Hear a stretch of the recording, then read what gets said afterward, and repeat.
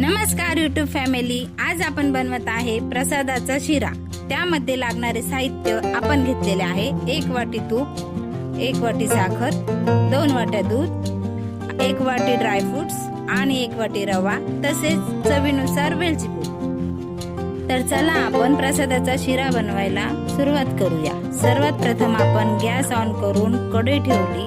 त्यानंतर आपण कढईत 1 वाटी तूप टाकून घेऊ।